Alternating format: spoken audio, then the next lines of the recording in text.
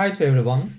Welcome to the 8th episode of FinTech for Everyone, which is open lecture series in Bahçeşehir University FinTech Master's Program by iCrypex. So in these episodes, we covered the headlines of the week for the topics of financial technologies, also for on-chain metrics, NFTs, DeFi, and also with the macroeconomic news. So especially for Turkey, this week was quite an interesting week, and everyone would notice the high volatility in the Turkish lira. So in today's episode, I want to start with an overview of what happened exactly within the last weeks in the Turkish lira and also the stock exchange market of Istanbul. So we will start with the metrics now.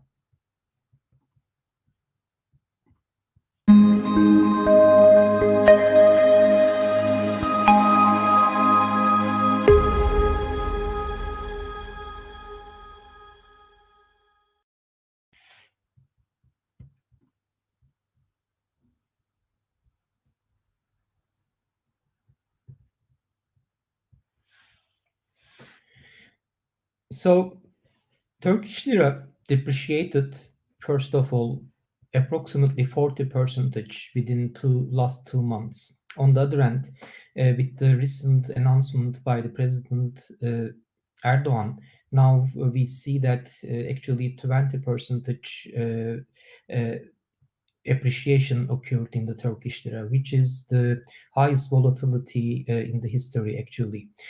So what happened exactly? So what is the reason behind the volatility is worthwhile to investigate, and especially accompanying statistics about the volatility in the stock exchange market of Turkey, and also for the CDS value, which is again very high.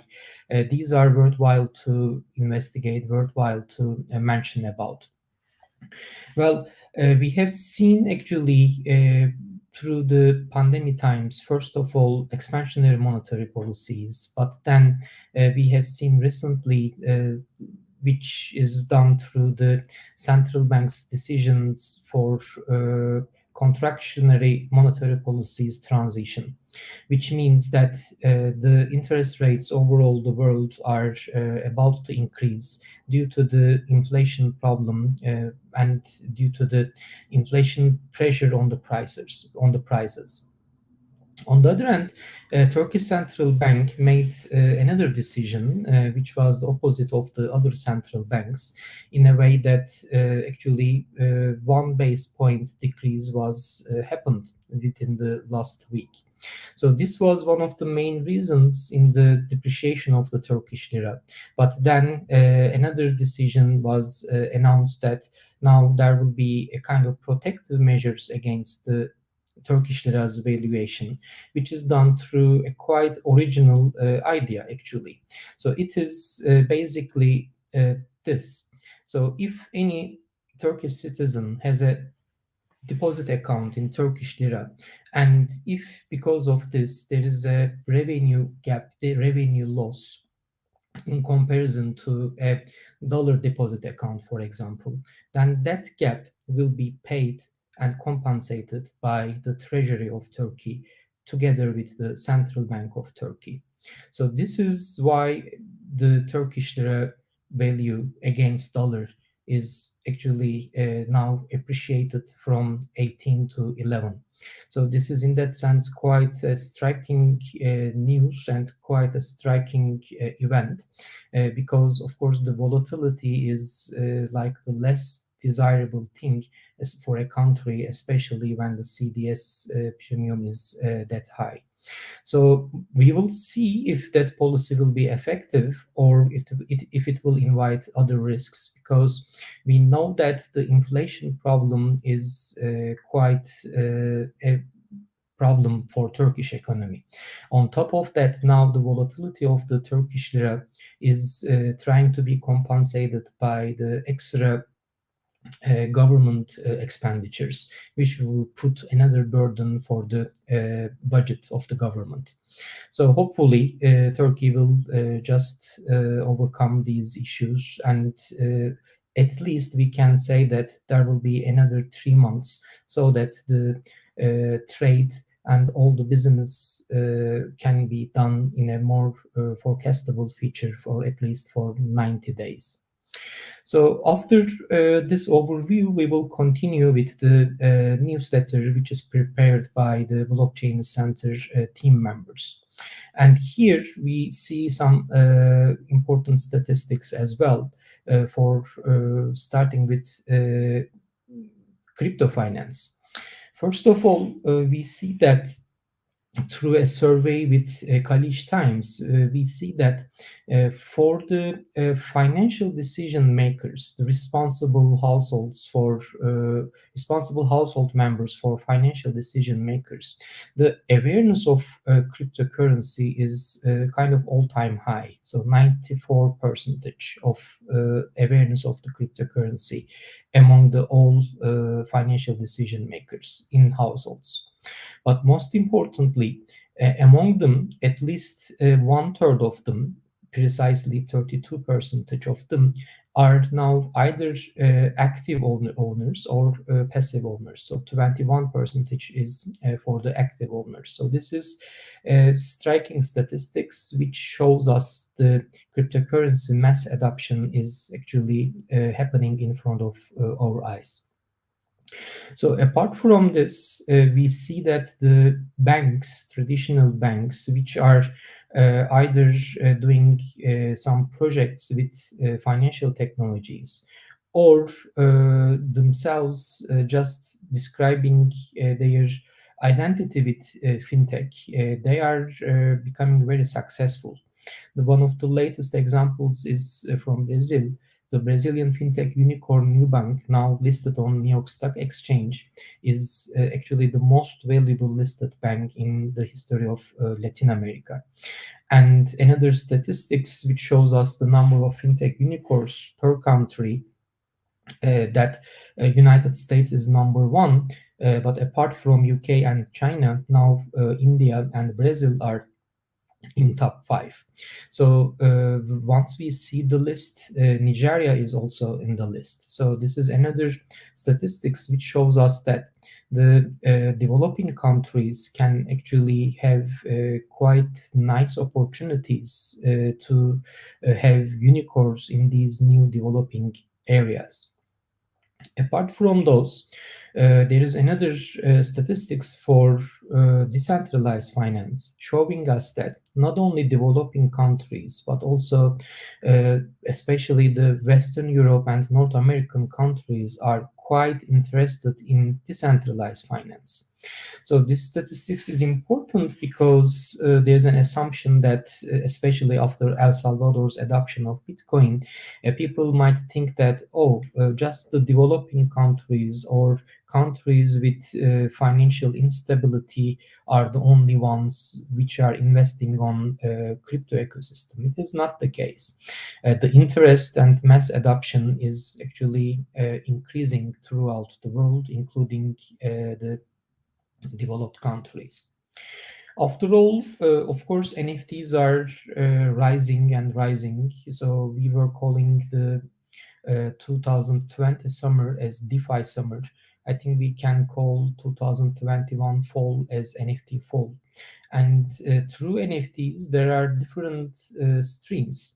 It has started with arts, followed with sports, but since last 2 months, 3 months, the gaming industry is kind of becoming the dominant industry in NFTs. And we see the rise of blockchain games more than ever, and especially the play-to-earn models are the most successful ones across the NFT integrated blockchain games. So this statistics shows us that both the users and volume are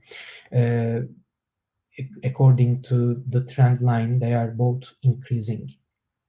Finally, for the on-chain metrics from the newsletter, we see that the institutionalization of Bitcoin, which means the institutional interest on cryptocurrencies, is rising and in a meaningful way. What do I mean by a meaningful way? We see that almost 75% of all companies investing in Bitcoin are actually in profit. They are generating revenue. So once we add this comment to the mass adoption trends of the cryptocurrencies, it looks like this is indeed a kind of success story for all cryptocurrency ecosystem.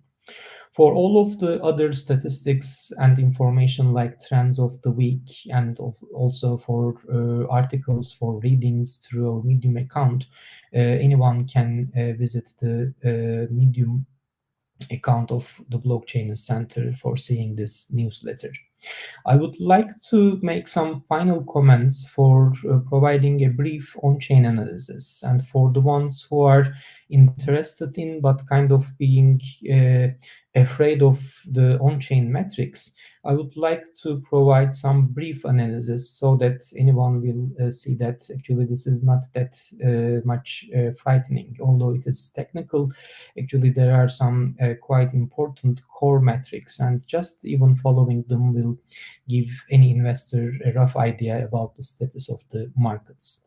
So the first one that I will show you will be the ASOPR, which is an adjusted spend output profit ratio.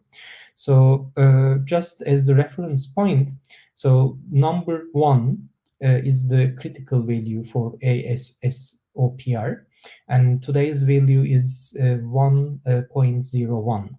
So basically, this metric shows us the investors in profit. So if it is above 1, it shows us the majority of the investors are in profit, which is a good sign.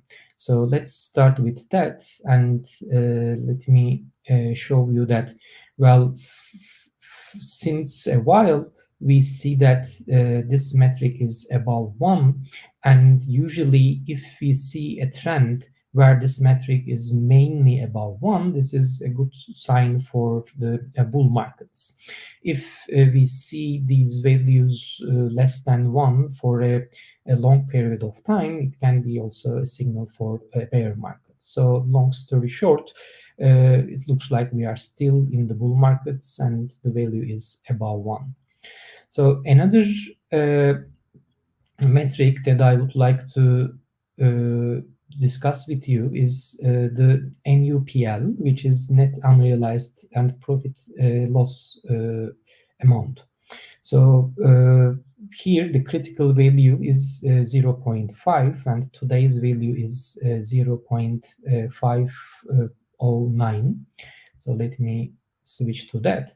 And this is another important metric, and here we see even a color coding for that.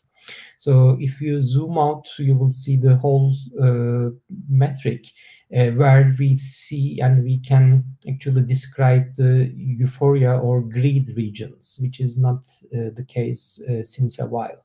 So here the green region is referring to more healthy market structure, whereas if it becomes less than 0.5, then we will see if it is in the fluctuating times, it will be referring to the anxiety or sometimes the optimism case.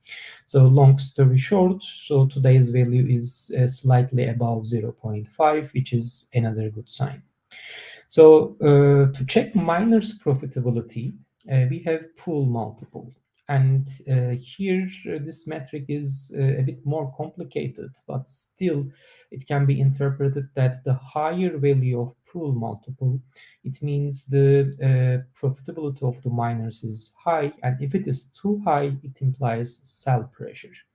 So meaning that if it is as today value slightly above 1, it means that at least we don't see sell pressure, a huge sell pressure by the miners yet. So, and here, as we see, the value is actually yesterday just below 1, and now it is rising 1, and since November and December, mainly it was above 1.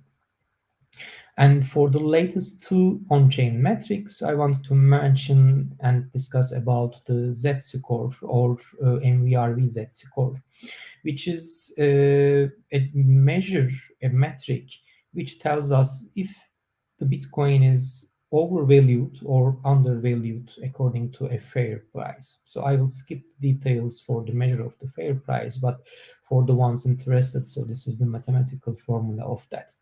And today's value for the Z-score is 1.69.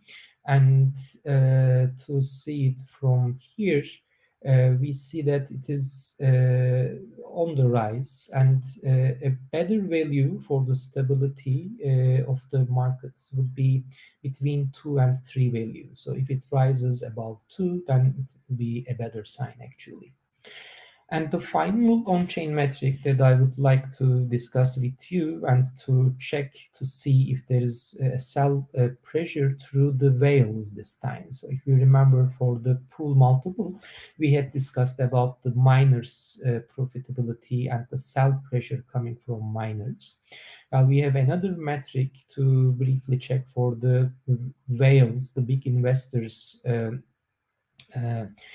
selling behavior or selling pressure through the whales.